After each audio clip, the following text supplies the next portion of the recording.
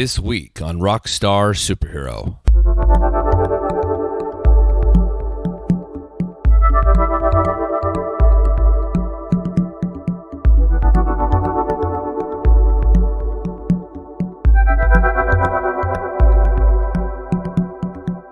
Graham Scala might be the busiest man in the music business. You think your favorite pop band or top producer does the footwork of this modern marvel? Think again.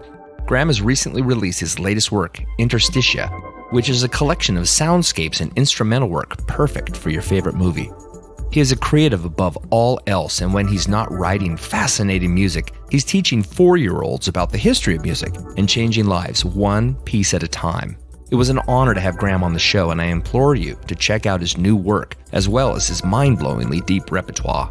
Seek him out, or just head to the links below to dig on the works of this super cool and inspiring guy. This is my chat with the man who understands his musical legacy and does whatever the hell he wants to anyway. This is Graham Scala on the Rockstar Superhero Podcast.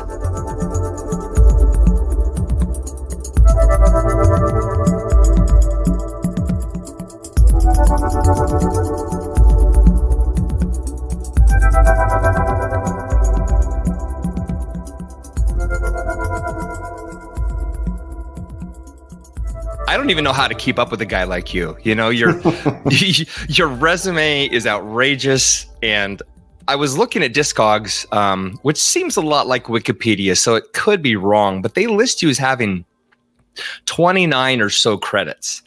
And that's mind-blowing to me. And I wrote down a small list because I can't memorize all the names, but obviously we're here to talk about Interstitia today.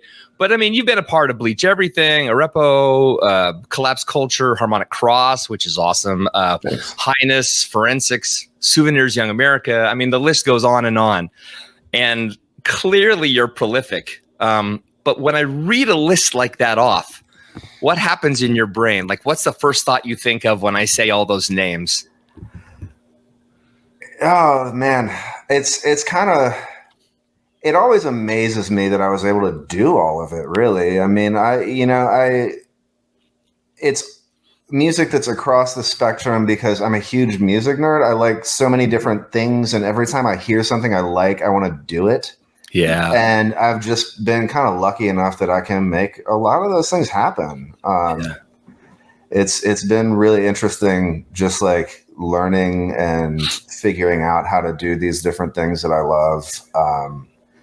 And it's a little hard to pigeonhole, but right. Who needs to be pigeonholed, you know?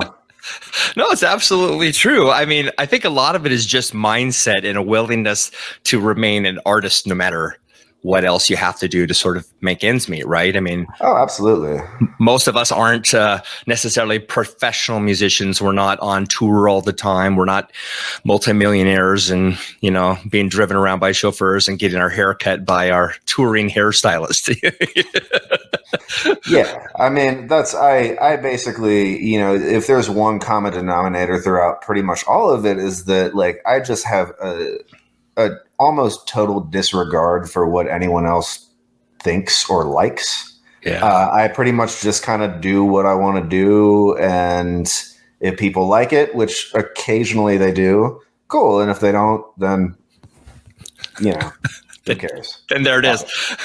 Exactly. But now you're in Asheville. Is that correct? Correct. Yes. Okay. Have you been in the South your whole life? Yeah.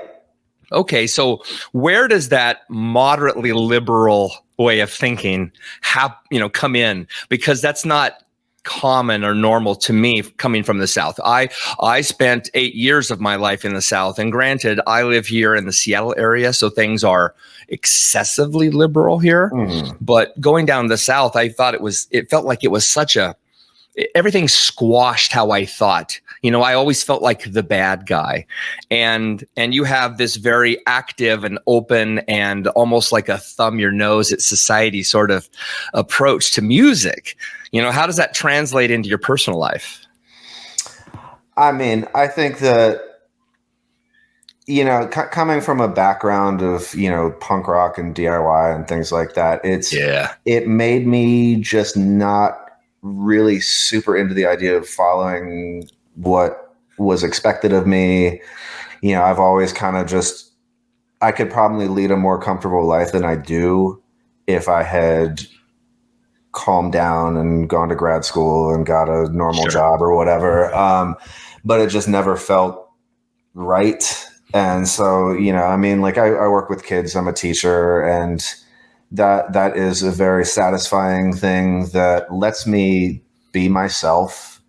And it makes me feel like I'm doing something worth a shit. And because I've definitely done a lot of things in my life for a living that didn't feel like they were worth a shit. And they were just a paycheck. But this, I feel like it's contributing, and, I get to do cool things. Like I, play, make playlists for the kids to listen to, like playing toddlers, Brian Eno and whatnot. Yeah. You're one of the cool teachers. Yeah, exactly. One of the cool teachers. So, it's kind of, it's bled into my personal life in that sort of way. And that, like, I just feel like I could have had a more comfortable life had I not had this attitude of just like having to do it kind of my way. Yeah. I mean, that makes sense because I don't know one artist that actually doesn't think that way, right? We all have to kind of go after what's in our soul and our gut, right? It's instinct, really, when you get down to it. What grade do you teach, and is it public or private? I work at a Montessori school, and I work with toddlers. They're mostly like 2 to 3 years old. Wow. Yeah. That's rad. No, that's so rad. So you're in the perfect place to absolutely influence their lives in ways they don't even see coming. Oh, absolutely. I mean, they're definitely like a very, not quite a blank slate at that age, but they're very open to influence and very susceptible. So it's really interesting, kind of terrifying sometimes, but always interesting. Well, if you're playing them Brian Eno, I imagine you're at least lighting their brains on fire a bit, and that's a good thing. Trying to. That's I try to light their brains on fire. Cool. Well, okay, so now that leads into then an obvious question, which is who lit your brain on fire? Was it family? Was it friends? Was it a scene that you happened to stumble into when you were 14? How did you get formed, so to speak? Do you mean in like a musical sense or just kind of in a general sense? Yeah, it could be both, actually, musical and general. I'm always curious if family, how much family plays a part, right? Because it's obviously there's a lot more, I would say, nurture versus nature. But a lot of great musicians like yourself come from families that are either one of two things. They're either themselves wildly ambitious and musical, or they're so much the naysayer, almost like a church thing or a religious thing where they're like, how dare you do that? And I'm always curious which side of the 50-50 slate did you come from? Oh, my parents are very encouraging. I mean, both my brothers are musicians too. We had music and art and books around the house. My dad's an art museum curator. There was like, there was always stuff around the house, and like, that was, folk and bluegrass and free jazz and dub and ambient music and all sorts of stuff. And it was just like all around all the time, and not just music, but also, literature and art and just ideas. And, like my folks were encouraging. And, when I was a kid, and, cause I'm probably like the last generation of people to get into music and stuff pre-internet.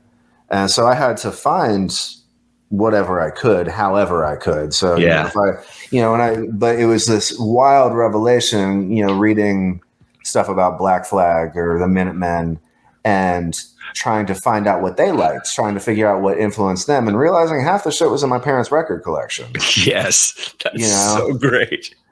So, that allowed me, because I spent, my probably most of like middle school and early high school just like immersing myself in that stuff and not like being super social. So when I was able to kind of emerge from that, I was a little more fully formed because I just immersed myself in that and the music and playing music and figuring out how to, make the sounds I wanted and reading all the time, just immersing myself in it because I thought that was just the coolest thing in the world. Yeah. And I figured if I could just dive into it as wholeheartedly as possible that like I in turn would turn cool. So I don't know if I succeeded, but you influenced yourself into your own coolness. That's sure. Yeah. That's really rad. We'll call it that. Yeah.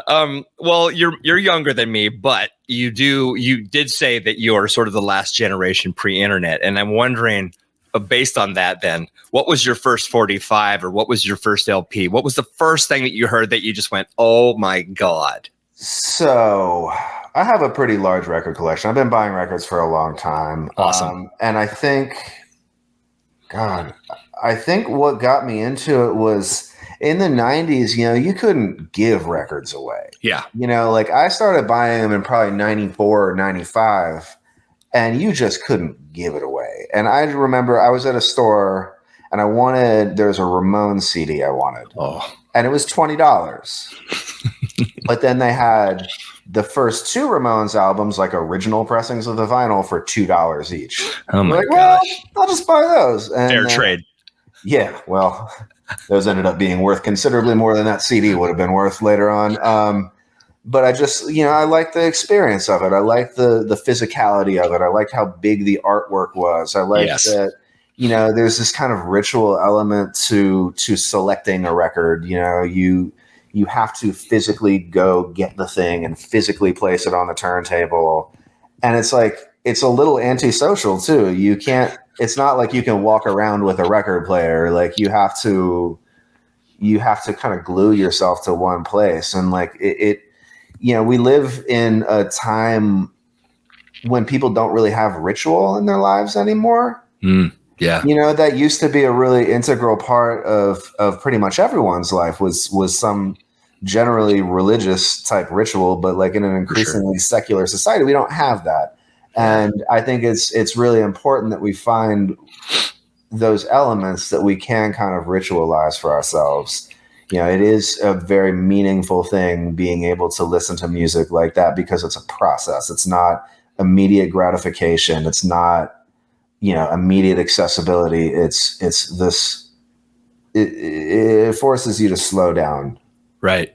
But did you have like in my world, I'm 55. So in the late 60s, early 70s, Paul Revere and the Raiders came out with Cherokee Nation.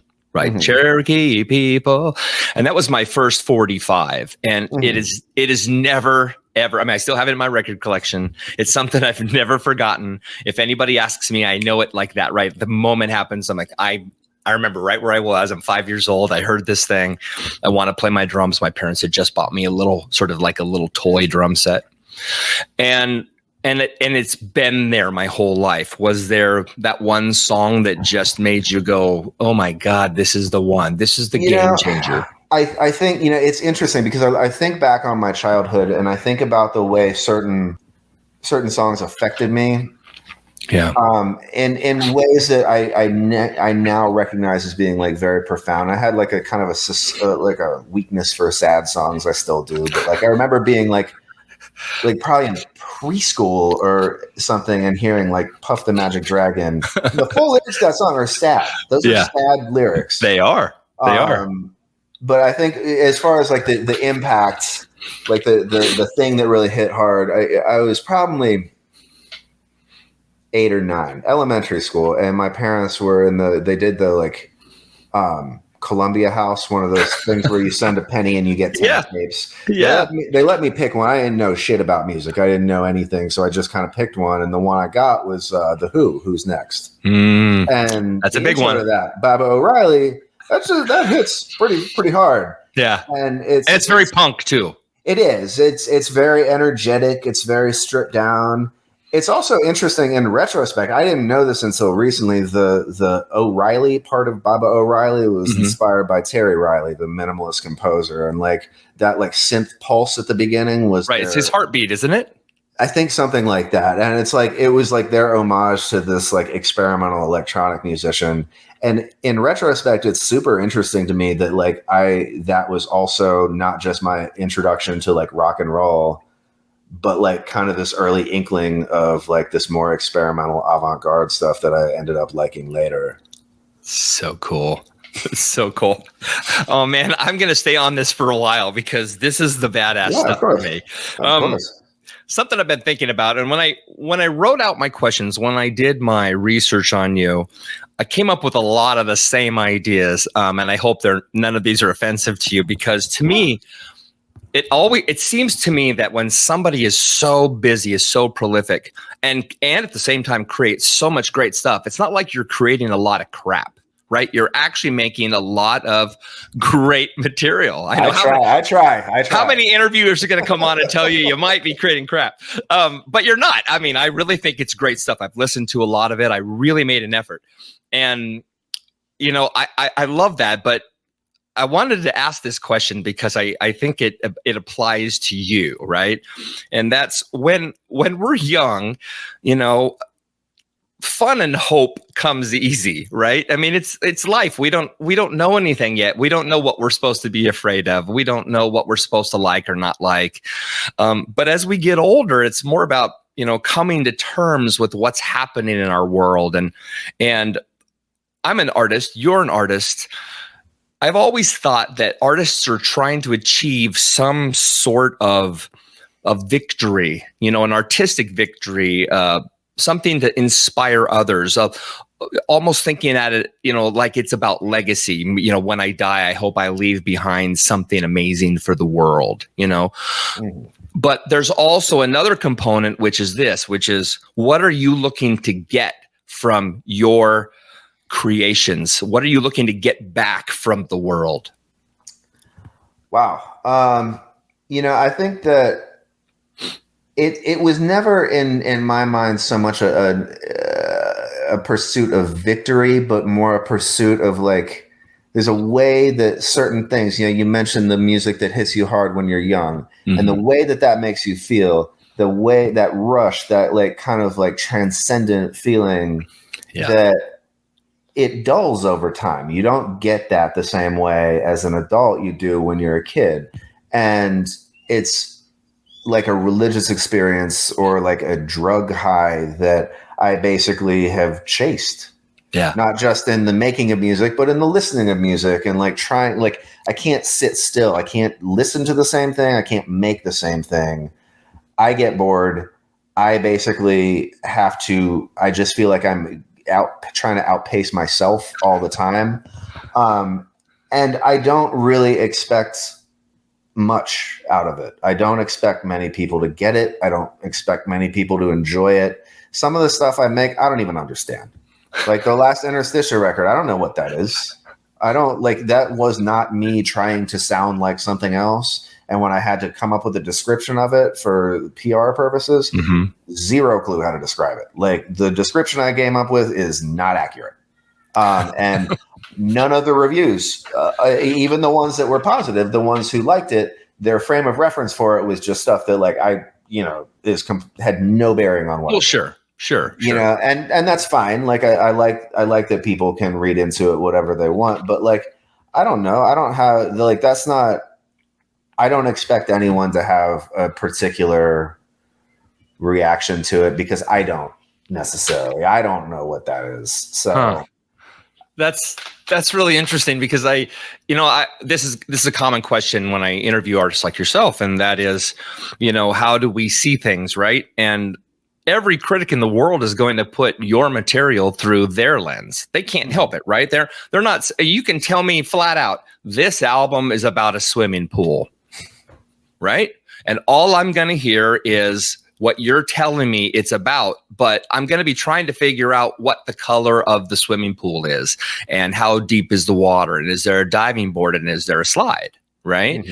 And I love it when an artist like yourself says, no, we're going to leave this to you. We're going to completely, right? Because your description, if it's completely inaccurate, is actually beautiful because it forces the listener to define what it means to them. I think that's badass. Well, and I was a music writer for a long time. I know how it is like to try to interpret things without like a whole lot to go on. But, as a musician, I think like I do like to try to leave a little bit of like kind of mystery to it. Yeah.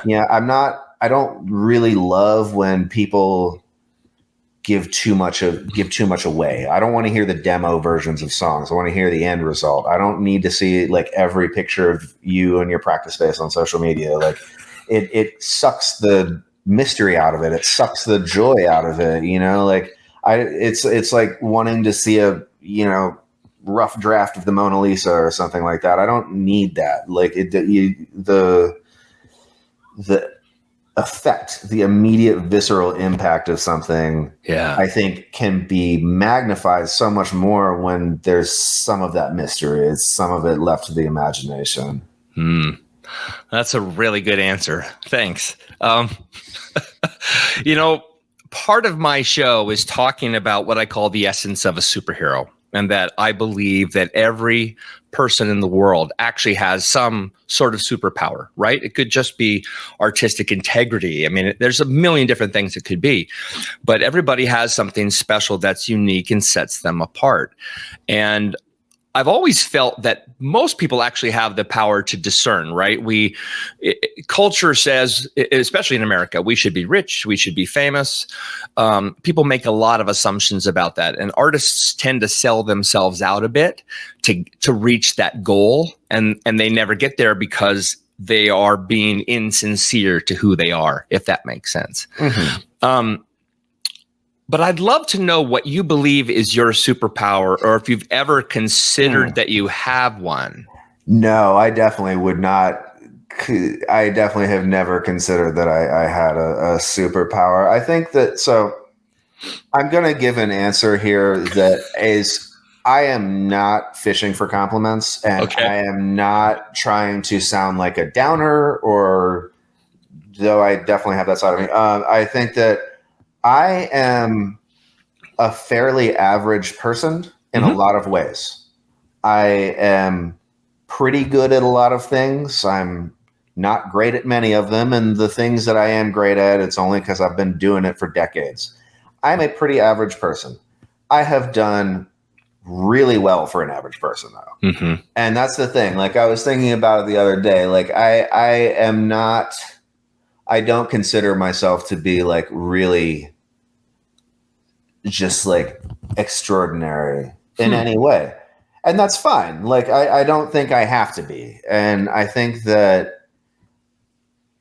you can live a non-superhero life and still do a lot. Like, I do a lot. I have a pretty fulfilling existence, you know, but I am right down the middle of the road.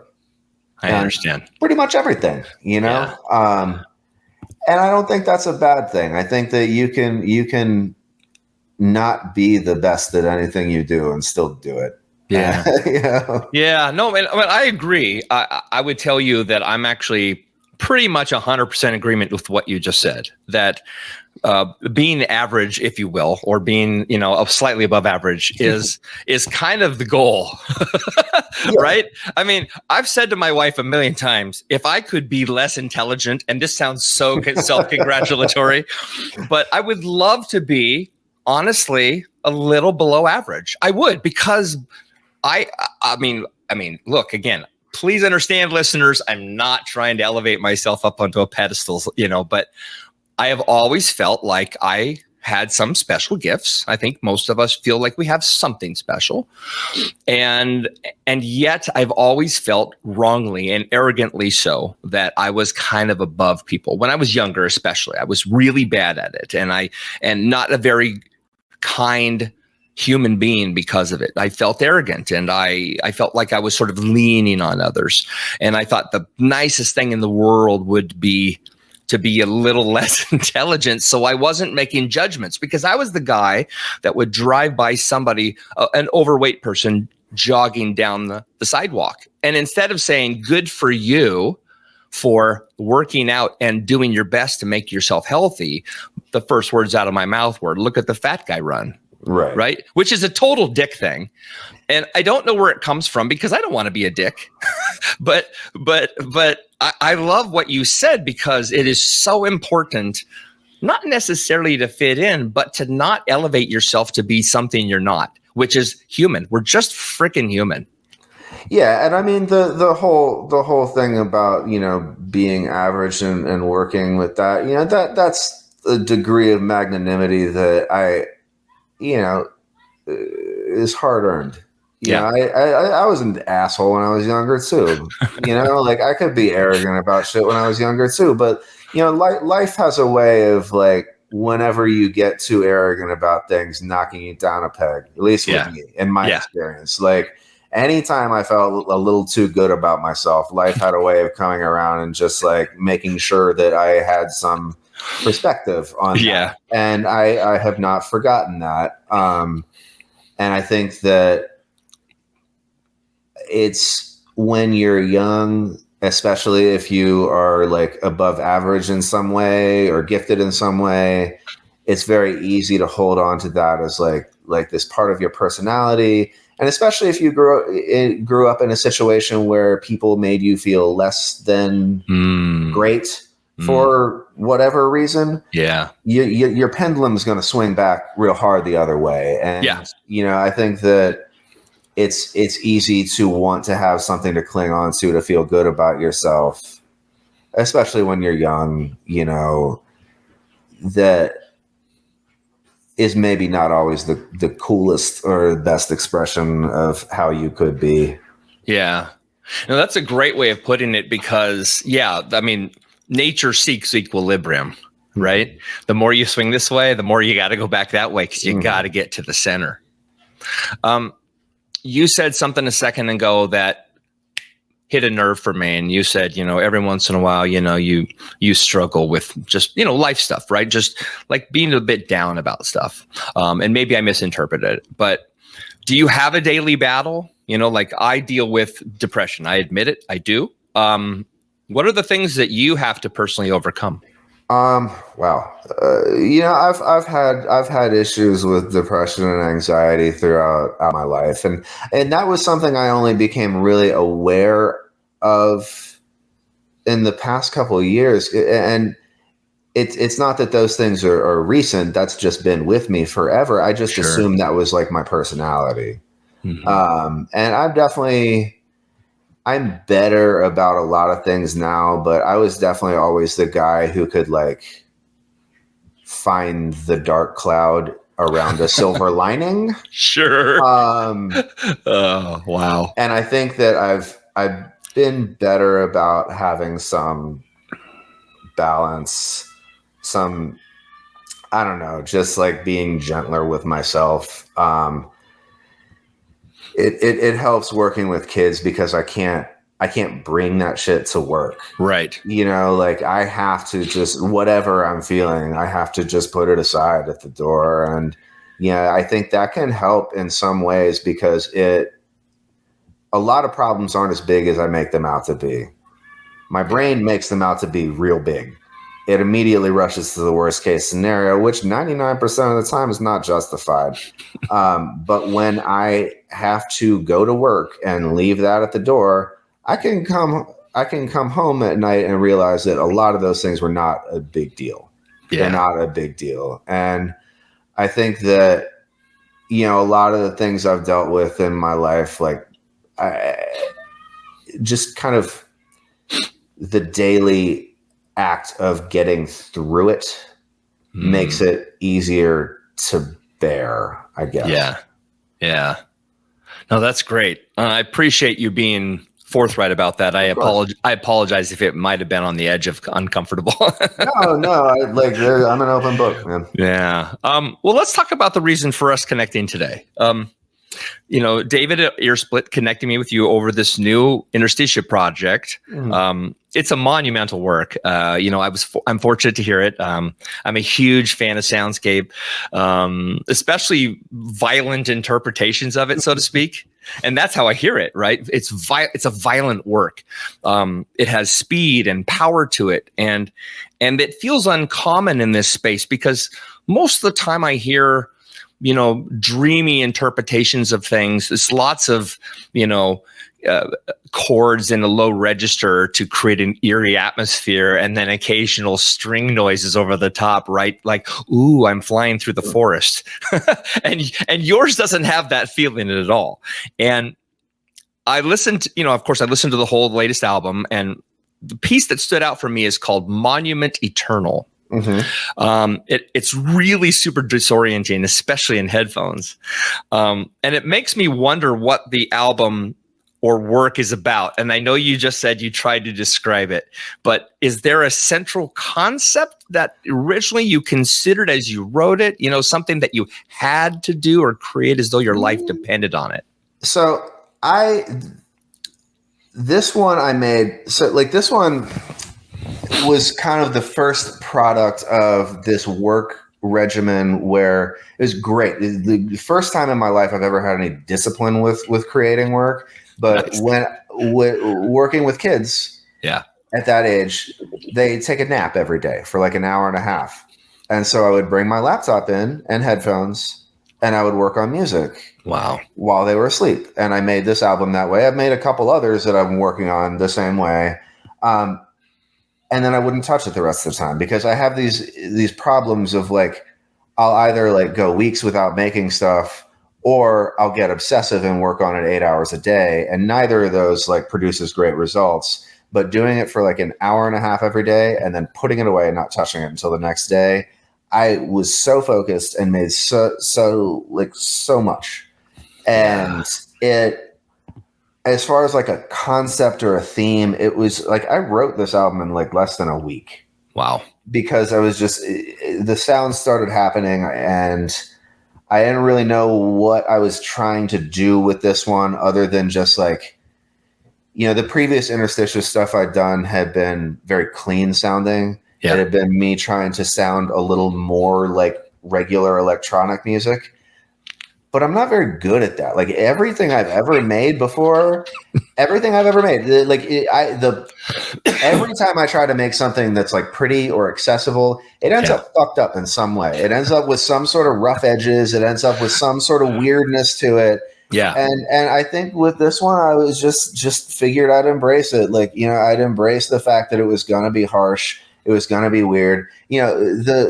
Some of the albums I did, like the Collapse Culture record and the Arepo record that I made in quarantine, those were records where I had taught myself how to mix and master a record because like I was making so much stuff that I was never going to be able to afford to pay someone else to do it. Right. And so I have my limitations with that. I'm not great at that. I'm still learning. But the sound of that record was me trying to embrace those limitations. Like, I'm not going to be able to make this like clean sounding, slick, professional thing. So I might as well just swing for the fences and make something that's like just disorienting and kind of harsh. Right. But also like all the Interstitia stuff, it's not dark like a lot of what I've done. It's very bright. It's like kind of chasing this kind of ecstatic feeling. Mm-hmm. That's such a great way of putting it too, because there's that bell tone, that sort of recurring. I can hear it in there. I know what it is. I don't know what it is. How you created that sound, but there's that sort of high pitched tone that sweeps through everything on the entire record. So yeah, I love that. Thanks. Yeah. Sorry for interrupting you. No, you're good. You're good. And then thematically, I read a lot too. And, I'd read these two books back to back of Brian Murescu. I'm not pronouncing his last name right. The Immortality Key, which was about his belief that kind of psychedelics lay at the heart of a lot of ancient religion, like Greek mystery religions, and had a bearing on early Christianity and things like that. And he, posited the theory that there's this kind of like unified current of spirituality that exists through prehistory and into the modern day that uses that. And then also Lewis Hyde's Trickster Makes This World about, trickster gods and polytheistic cultures. And they're both different works. Hyde's work is a little more academic. It's a little, a little more academic. But and they approach history from different ways. Hyde is less speculative. Okay. But I thought they're just these fascinating, like different takes on history. And that kind of like, and they both deal with kind of ecstasy and transcendence, and like it kind of, reading those at the same time I was making this album felt kind of fortuitous, and it just all kind of seemed to cluster together in my brain. Yeah. It's really fascinating you bring this up. This is something I admit it. I'm going to say it out loud. My mom's going to be listening to this. They're going to say, what? I have always wanted to try acid. I've wanted to try DMT. I listen to Joe Rogan's podcast. He talks a lot about it.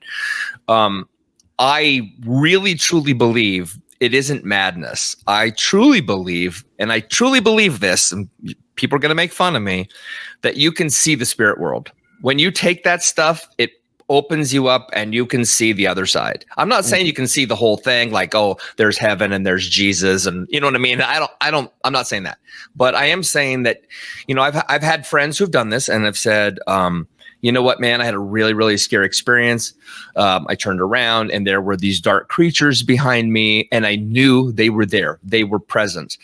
And then I've had others say, kind of the opposite, that, I turned around and there are these angelic creatures behind me, right? But those descriptions kind of make sense with who the person is, what they're walking through right now. Like the guy who was struggling greatly with depression was the guy with the demonic stuff behind him, right? And it makes you wonder, do we manifest the energy that's around us?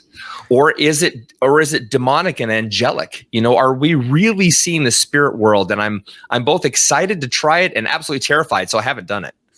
And I know you're not a guy that's not your jam, but I'm curious if anybody's told you, dude, I saw Jesus. You know what I mean? From what I understand, that sort of thing is not uncommon. And I do think, there are different ways ideas like that can manifest themselves. I think that, there's a lot more to the universe than we know and understand. I'm a pretty rational person, but like I've seen things I don't know how to explain. And, and I don't want, I've seen things that I guess would be considered supernatural or whatever. And like, I don't want them to be true. I didn't want to see ghosts when I saw, like, I worked in a place that was haunted. I didn't want it to be haunted. I didn't want to deal with that. I didn't believe in any of that stuff. But then I just kept seeing things that, like, I had no other way to explain it. And I just think that there's a lot more to everything than we can really rationally comprehend. And, you ask about, like, everything being an extension and a projection. That's as reasonable as any other explanation for a lot of the stuff as I can think of. Right. Well, I mean, the only reason I even bring this up is because it couples up with the idea of, people having experiences when they die, right? They have a heart attack, they're floating above their body. I wonder how much of that is sort of pre-programmed based on what we expect to experience when we die versus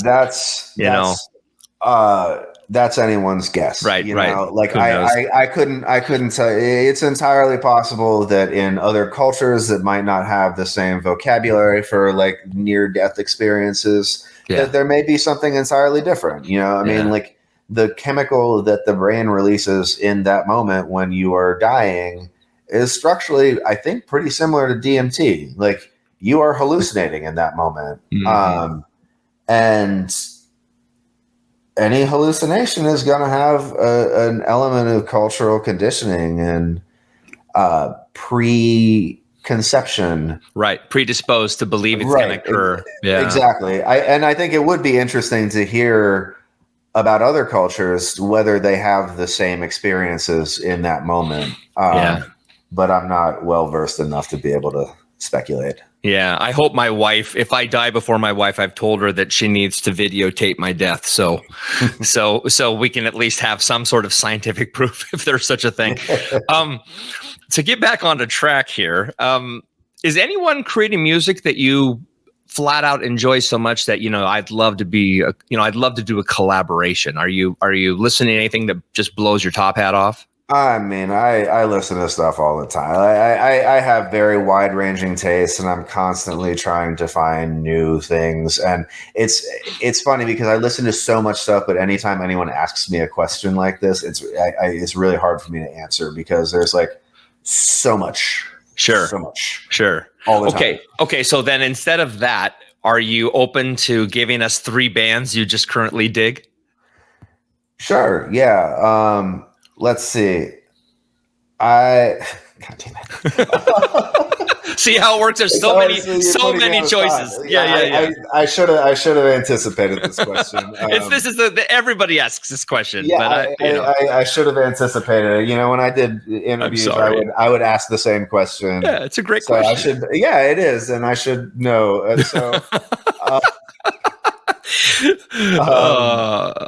So I've been. These are not newer bands for the most part. I've been really into NEU, the old German krautrock band. Oh, that's rad. Love them. Okay.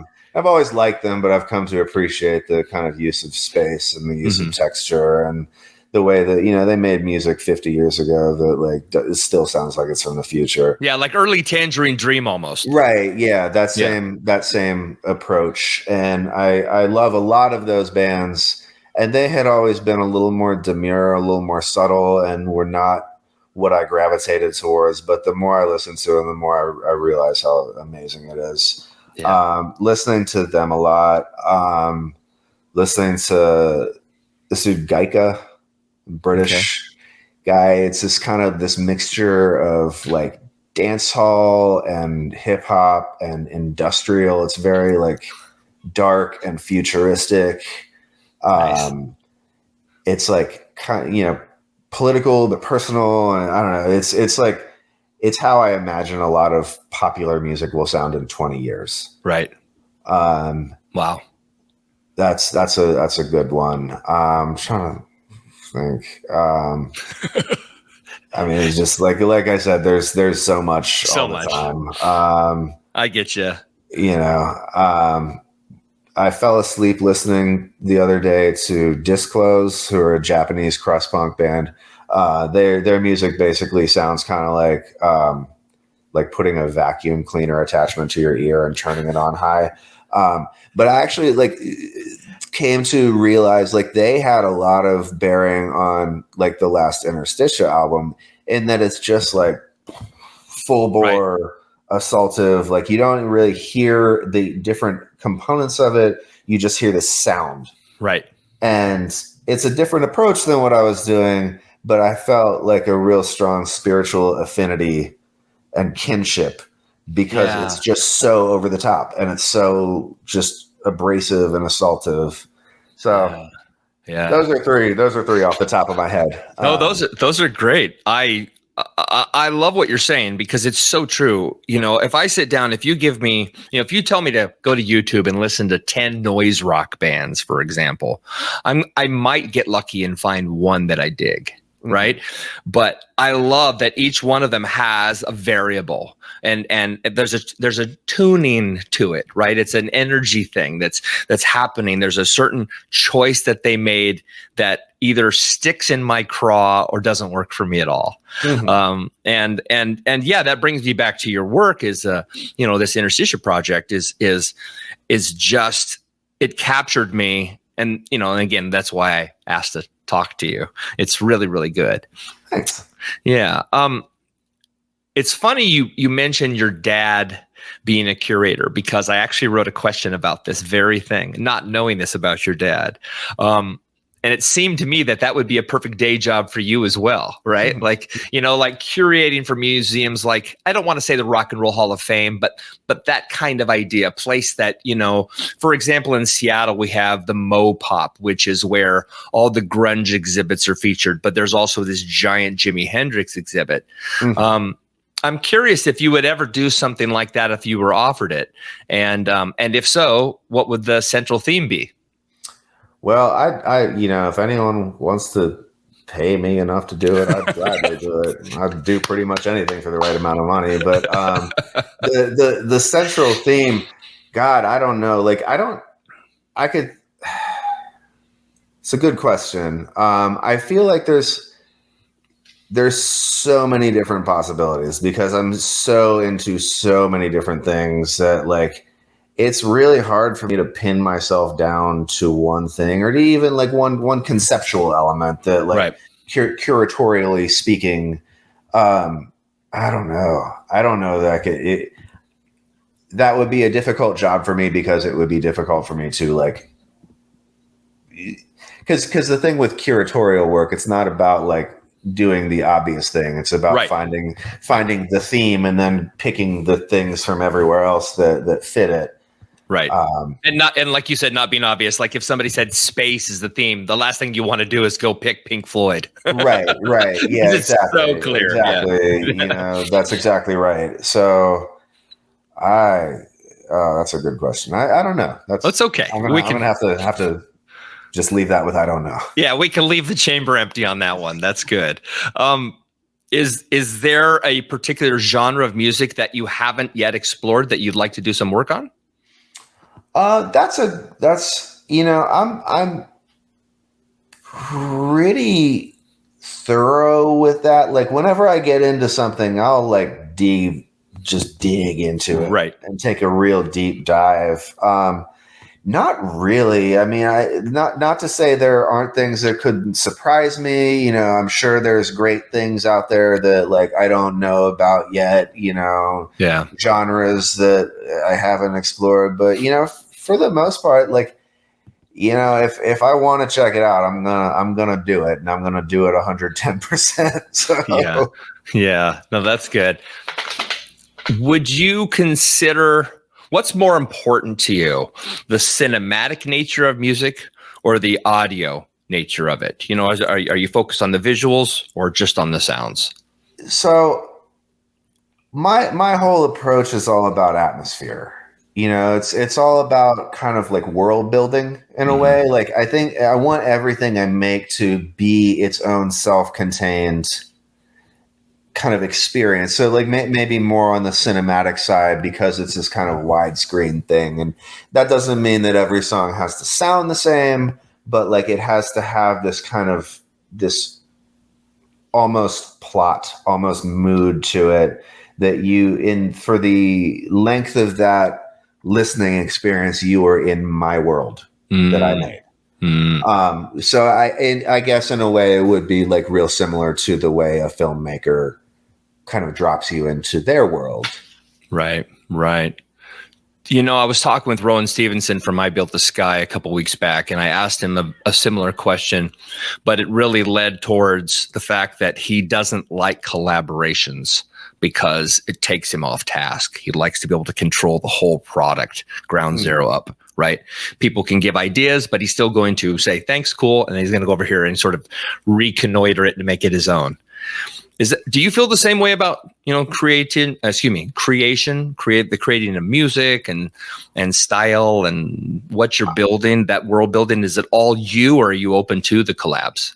I think that Interstitia is all me, and that is the one situation where I will do whatever I want whenever I want to do it. Everything else is collaborative. All my other projects are collaborative. They're working with other people, and you know, I can see not necessarily wanting to cede control to just anybody, but I am fortunate to have like a bunch of people around me who are good at what they do and who I trust and who were on kind of the same wavelength. And so I could see collaborating being a challenge with someone who was not on the same wavelength. Sure.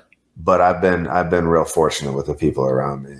Right. Okay. So considering the challenge of the business in general, did you expect it to be like it is? You know, the music business is more business than it is music. You know what I mean? Is it challenging to you at all, given the amount of product you create, or do you just not have necessarily an agenda of being known in the music business? I don't have an agenda or expectations. I just do it. You know, sometimes it can be a little disheartening. You know, I had this idea like a while ago. I just feel like like I'm a painter that lives on top of a mountain, and that every time I finish a painting, I fold it up into a paper airplane and just throw it off the side and hope someone finds it. Yeah. That's 100% how I feel. I am not a businessman. I don't have that side of it. It's fascinating to me, but it's also something that's like just a different world and a different language. And, some of the things I have, people seem to like, the last Bleach Everything record, people seem to really like that. Yeah, it's good stuff. Thanks. But a lot of what I do is also just like so deliberately uncommercial that I can't reasonably expect it to ever catch on with a lot of people. Sure. Yeah, no, I mean, I completely understand. I just kind of curious if you thought it was difficult, if you were willing to overcome the challenges of the business. And I think that question really only applies to people that are trying to be pop stars. Yeah. And I just I don't care if I ever make money off of it. A lot of what I've been doing the past couple of years doesn't even have a physical product. We're just doing digital releases. So the expectations are manageable, there's no real serious pressure with it. We don't have to sell a certain amount to break even or whatever. It's very liberating. It's very freeing. You can just kind of do it and get it out there and not have to wait, not have to cater to anyone's expectations or anything like that. It's all just open. Nice. And that's been very helpful. Yeah. So I like to end these on some fun little questions, and right. I've got a new one for you today. Okay. So when kids are little, they're trying all these things, right? They're riding bikes off of the ends of, I don't know, anything, right? They're wiping out all the time. Mm. And nowadays we have these helicopter parents that are stopping kids from doing that. But you're the right age that your parents probably released you to the wild. You know what I mean? Yeah, a little bit. Yeah. Yeah. When you were a kid, what was the moment where you realized, wow, nobody's going to help me here? Oh my God, I just rode my bike off a cliff and I've got a 200-foot fall in front of me. That's a good question. So I remember one time, like the only time I've ever broken a bone. I was with a friend one summer. I think I was like 10. And he had a house that the driveway was very steep. Like, I don't even know why they built a driveway this steep. Like, I'm sure it maybe was not as steep in real life as my memory makes it out to be, but like, I just feel like it was straight down. And at the bottom was his garage. Yeah. And he took his bike out one day and was just like, hey, check this out. And he rode full bore down this driveway right at his garage. And at the last minute, he steered it into this crack at the very bottom that was just the height of the bike's tire, and it came to a perfect stop. Oh my gosh. It's like, oh, this is so much fun. So I'm like, I want to try that. So I got on and rode down. About halfway down, realized the bike does not have brakes, and that I was aimed at a part of the garage that did not have that hole. And I just right into, and that moment right when I realized that there were no brakes and that I was not going to come out of this okay, I think is probably something like what you're asking. Just like that moment where I realized it was not going to be a near miss. Yeah. Nobody's going to save you. Right. Exactly. There's no way out of this situation. Oh my God. Did your friend troll you though? Like did he actually like do a trick and then you took his bike and then you did it because you couldn't do it, like he had sort of tricked you into. No, I think he wanted me to succeed Gotcha. because it's something he did and thought was fun, and it did look like fun. I don't think that he wanted me to slam face first into his garage. I'm pretty sure. So that's great. Well, okay. So my last question then, it's almost the same thing, but not quite. Is it? What do you wish you knew back then? Oh my God. Like, what don't I wish I knew? Like, literally all of this. Like, fucking save your money. Don't buy CDs. Don't drink so much. Take care. Like, go to the gym. Like, God, if I started going to the gym when I was 18 instead of 38, it would have like made a world of difference. There's so many things. Like, it is not a personality trait to stay up all night. You know, like, God, just a million things. I could drive myself crazy thinking about that. Sure. Like all of the things that I wish I could have done differently. But yeah, that's one I can't come up with a specific answer because there are just too many answers. Yeah, no, I agree with you. It's always fun to see people squirm a bit with that. And I think the main realization is even if you could take him back, you wouldn't have. I mean, you would have done what you did anyway. Nobody would have stopped you. And I'm in an all right place in my life now. Yeah. I got no real complaints, and like literally anything different would have put me somewhere else. You know, butterfly effect type stuff. Who knows where I would have ended up, even if I'd even made like the tiniest different decision than what I've made. So, well, thanks so much for being here, Graham. This was really, really cool, man. Yeah, absolutely. Thank you for having me. These were great questions. It was a really great experience.